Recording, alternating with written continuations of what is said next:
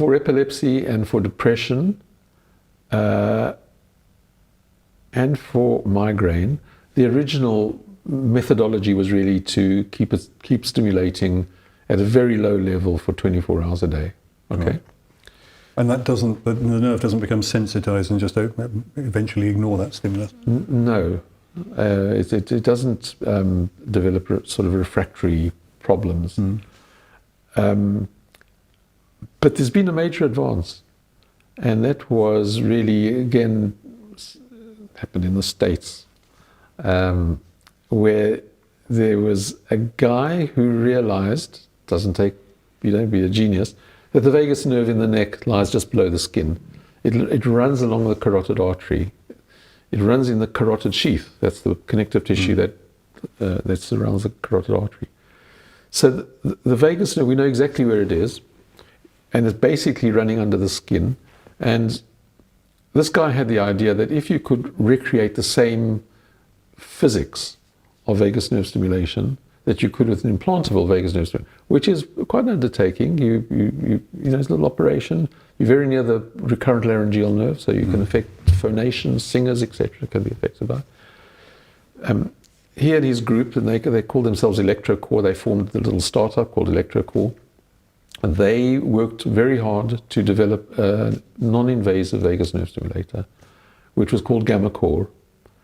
And I've got one here. By coincidence? Yeah. So this over here is gammaCore. Yeah. And it's a device which has got two electrodes, two electrodes over here. And it's battery driven. It's got a rechargeable battery inside it. And what they did was they discovered that if you placed the vagus nerve stimulator over the vagus nerve with a little bit of gel to actually improve the electrical contact, and you just increased the amplitude of the signal, then you could see using what's called fMRI, that's functional magnetic resonance. So you could look at the brain's physiology, that there was a point where the brain started to show up that the vagus nerve areas were being lit up. And they also noticed at the same time that that coincided with the same point where the corner of your lip started to pull. So when they noticed that it was possible to provide gammaCore, they started with migraine, because I think there's a big market in migraine. And because apparently 1 in 8 adults suffer from migraine. And so they, over the past 10 years, they've done a huge number of studies in migraine, most of which were done in the UK. And they discovered that, in fact, you can use this in 2 ways. Obviously, you can't walk around like this, it'd be crazy. So the one way to do it is if you see the aura and you immediately apply it for 4 minutes. That's what's used. And then you wait a period of time. If it hasn't settled, you can repeat it again. And in those patients, they can manage the migraine like that.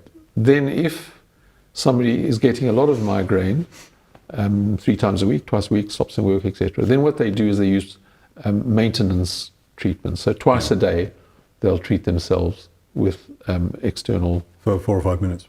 For 4 minutes twice daily, or 3 times a day. I mean, usually twice a day is usually enough. Now, I'm going to ask a cheeky question here. Yeah. If I were manufacturing a device like that, I'd make very sure that the research I did showed that it was effective so I could sell it.